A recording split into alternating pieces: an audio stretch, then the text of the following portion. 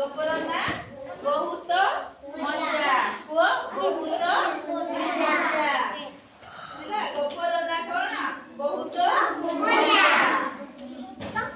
ଗୋଟିଏ ବେଙ୍ଗୁଲି ଥିଲା, ଗୋଟିଏ ଚଢ଼େଇ ଥିଲା। ଥରେ ସେମାନେ ଏକାଠି ବୁଲି ବାହାରିଲେ।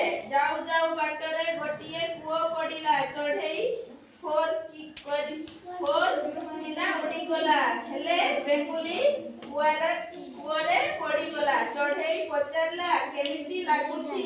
ବେଙ୍ଗୁଲି କହିଲା, ବହୁତ ମଜା, ମୁଁ ତ ପାଣିରେ ଗାଧୋଉଛି। ହେଲା ତାପରେ ବେଙ୍ଗୁଲି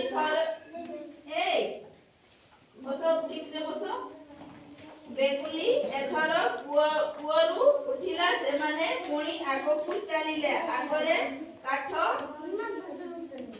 ବାଡ଼ଟିଏ ଥିଲା। ହେଲା ଶୁଣ, କାହିଁ ସେମିତି ହେଇଛ?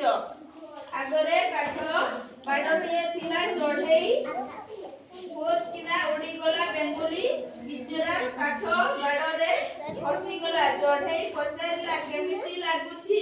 ବେଙ୍ଗୁଲି କହିଲା, ବହୁତ ମଜା।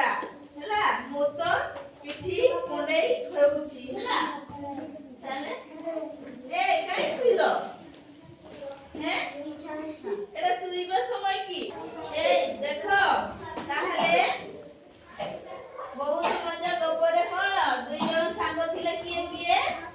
ବେଙ୍ଗୁଲି ଆଉ ଚଢ଼େଇ। ହେଲା ସେମାନେ ଦୂରକୁ ବୁଲିବାକୁ ଯାଉଥିଲେ। ଶୁଣ ସମସ୍ତେ ପଚାରିଲେ କହିବ। ହେଲା ତାପରେ ସେମାନେ ଯେତେବେଳେ ବୁଲିବା ପାଇଁ ଯାଉଥିଲେ, ରାସ୍ତାରେ କଣ ଥିଲା? କୂଅ। ହେଲା କୂଅରେ ଯେତେବେଳେ ଚଢ଼େଇଟା ଉପରୁ ଫୁର କରି ଉଡ଼ିକି ଯାଉଥିଲା, ବେଙ୍ଗୁଲି କଣ କରୁଥିଲା? ଡେଇଁ ଡେଇଁ ଯାଉଥିଲା। ତ ଡେଇଁ ଡେଇଁ ଗଲା ବେଳେ କଣ ହେଲା? କୂଅରେ ପଡ଼ିଗଲା ବେଙ୍ଗୁଲି ରାଣୀ। ଆଉ ଚଢ଼େଇ କଣ ଉଡ଼ିକି ଚାଲିଗଲା ପରେ ବେଙ୍ଗୁଲି କଣ କୂଅରେ ଫସିଗଲା। ତେଣୁ ଚଢ଼େଇ ପଚାରୁଛି। ହେଲା ଚଢ଼େଇ ପଚାରୁଛି, ବେଙ୍ଗୁଲି କେମିତି ଲାଗୁଛି? ହେଲା ତାପରେ ବେଙ୍ଗୁଲି କଣ ଉତ୍ତର ଦେଲା? କହିଲା, ବହୁତ ମଜା ଲାଗୁଛି, ମୁଁ ତ ପାଣିରେ ଗାଧୋଉଛି। ହେଲା ତାପରେ ପୁଣି ଆଉ ଟିକେ ଆଗକୁ ଗଲେ, ସେଠି କଣ କାଠ ବେଡ଼ା ଥିଲା। ହେଲା ତାପରେ ଚଢ଼େଇ ସେମିତି ଫୁର କିନା ଉଡ଼ିକି ଚାଲିଗଲା। ହେଲା ଆଉ